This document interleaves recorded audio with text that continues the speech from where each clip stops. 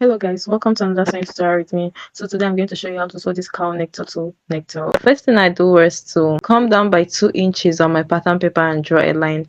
These 2 inches I'm coming down from is for the high neck. Then from the point I drew, I went forward to draw my basic bodies. That is my bust point, my underbust, my waistline, and my full length.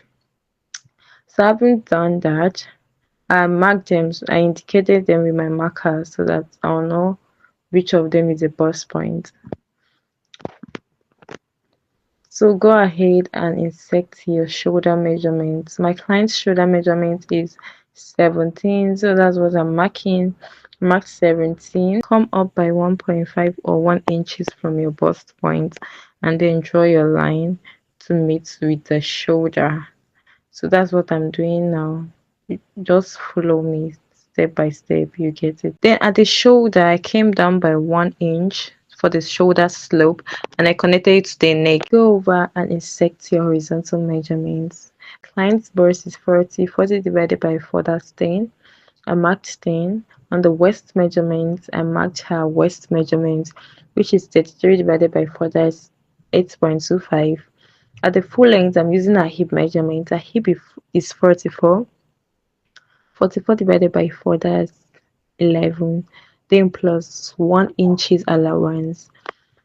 And I connected them together. I know someone might ask, oh, why not using underbust measurements? Because the cloth is not going to pronounce the bust. So I thought of, oh, it's not really necessary. But if it was a bust here, I hope should be it's really necessary. So that's why. From my own design, I want mine to cover my shoulder, the whole part of my shoulder a little bit, and even come a little bit down. So I'll be extending my shoulder by 2.5 inches. You get 2.5 inches. Then I'll connect it to the neck like that. Then to the armhole too. Just follow me. Then the next thing is to get our turtleneck. Remember the 2 inches we kept at the upper part before drafting our basic bodies. You extend your line upward. By that side, I came in by half inches. Then I don't want my neck to be straight. That's why I blended it in to meet the half inches I came out from, like this. Like, just look at what I'm doing. Then at the neck part, I came down by half inches again, then connected it to give me a fine curve at the neck. So we are done with the drafting part of the dress. So we are now going over to the splash and spray.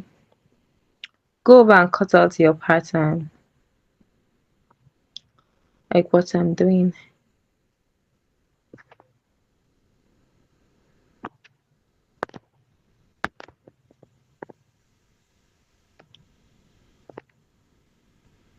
Before going over to the splash and spray, make sure you note where your shoulder measurement stopped, and also make sure you note where your neckline started or stopped.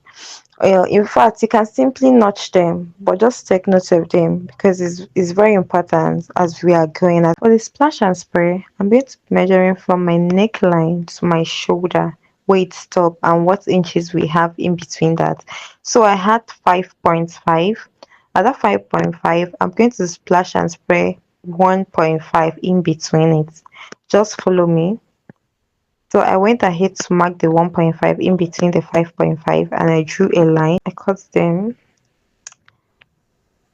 For the splash and spray, to achieve it, I inserted another paper under it because this is where you are going to spread them. Make sure that the center of the new paper you inserted is the same with the center of this paper. Make sure that the center aligns like what I'm doing now. So in between it, we are going to keep a 1.5 inches to spray it. We are spraying to 1.5 inches. To achieve that, I had to open my armhole that to achieve the splash and spray like that. Then I went over to spread it by 1.5 using my tape to make sure it's actually 1.5 in between them. Just do what I'm doing. Follow me, then you just see It's very simple. It's not hard. It's very simple, trust me.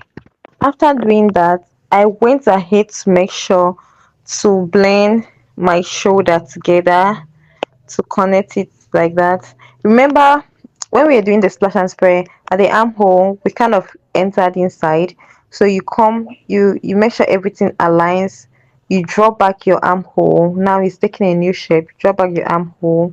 You connect it.